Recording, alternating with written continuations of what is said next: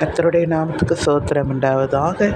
நான் உன்னை விட்டு விலகுவதும் இல்லை, உன்னை கைவிடுவதும் இல்லை என்று தேவன் சொல்லுகிறார்.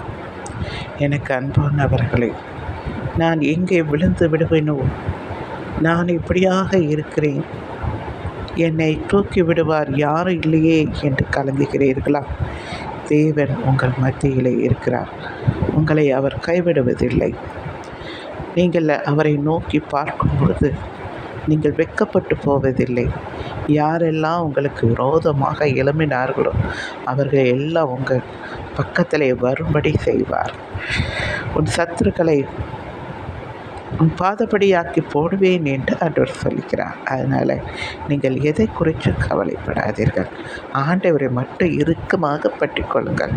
ஆண்டவரை என்னை விட்டு போய்விடாதீர்கள் என்று ஆண்டவர்கிட்ட கேளுங்கள்.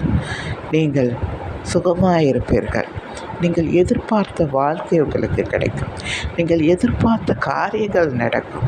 நீங்கள் எதிர்பார்த்த ஒவ்வொரு காரியங்களும் ஆண்டவர் அழகாக நேர்த்தியாய் செய்ய வல்லவராய் இருக்கிறார். நீங்கள் அவரை மட்டும் பற்றி கொள்ளுங்கள்.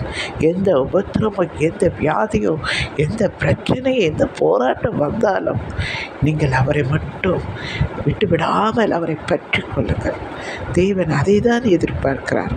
என் பிள்ளைகள் என்னை நேசிக்காதா? என் பிள்ளைகள் என்னை விட்டு விலகாமல் இருக்க மாட்டார்களா? பின்மாற்றத்துக்கு போகாமல் இருக்க மாட்டார்களா? உபத்திரமோ நாசமோ எது வந்தாலும் நீங்கள் அவரை பற்றி கொள்ளுங்கள்.